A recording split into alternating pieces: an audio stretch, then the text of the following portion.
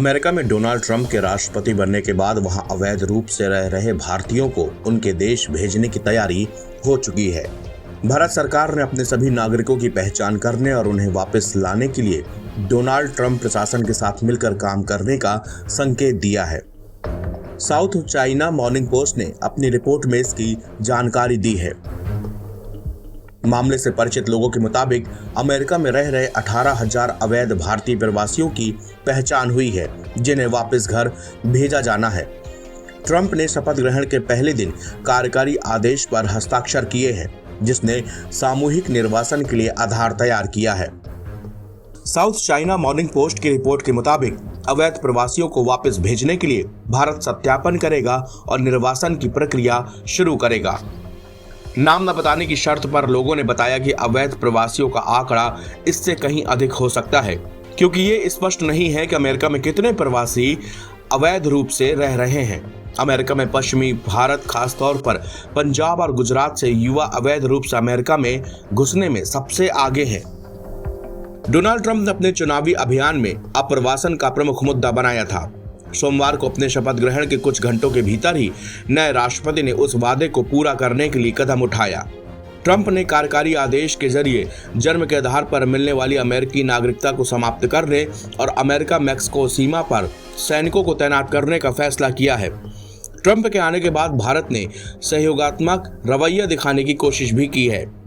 सहयोग के बदले में भारत को उम्मीद है कि ट्रंप प्रशासन भारतीय नागरिकों के अमेरिका में प्रवेश के लिए इस्तेमाल होने वाले कानूनी उपायों जैसे छात्र वीजा और H-1B वीजा कार्यक्रम की रक्षा करेगा। भारत के विदेश मंत्रालय के प्रवक्ता रणधीर जायसवाल ने कहा कि प्रवास और गतिशीलता पर भारत अमेरिका सहयोग के हिस्से के रूप में दोनों पक्ष अवैध प्रवास को रोकने की प्रक्रिया में लगे हुए हैं। ऐसा भारत से अमेरिका में कानूनी प्रवास के लिए अधिक रास्ते बनाने के लिए किया जा रहा है। उन्होंने अक्टूबर में हुई प्रत्यावर्तन कार्रवाई का हवाला देते हुए कहा कि चार्टर्ड फ्लाइट द्वारा अमेरिका से भारतीय नागरिकों का हालिया निर्वासन इस सहयोग का परिणाम है। अमेरिकी सीमा शुल्क और सीमा सुरक्षा डेटा के मुताबिक वित्त वर्ष 2024 में अमेरिकी सीमा गश्ती अधिकारियों से सामना होने वाले सभी अवैध क्रॉसिंग में भारतीय नागरिकों की हिस्सेदारी लगभग 3% है। मैक्सिको, वेनेजुएला और ग्वाटेमाला जैसे लैटिन अमेरिकी देशों की हिस्सेदारी सबसे अधिक है। हालांकि हाल के सालों में अवैध भारतीय प्रवासियों की संख्या और हिस्सेदारी बढ़ रही है। अमेरिका में अवैध रूप से रह रहे भारतीय प्रवासियों की कुल संख्या निश्चित नहीं है, लेकिन पिछले साल होमलैंड सुरक्षा विभाग द्वारा प्रकाशित एक रिपोर्ट में अनुमान लगाया गया था कि 2022 तक अमेरिका में लगभग 2,20,000 अनाधिकृत भारतीय अप्रवासी रह रहे हैं। मामले से परिचित लोगों के मुताबिक अवैध प्रवासियों को वापस लाने से विदेशों में आतंकवादी आंदोलनों को रोकने के भारतीय प्रधानमंत्री नरेंद्र मोदी के लक्ष्य को भी बढ़ावा मिल सकता है।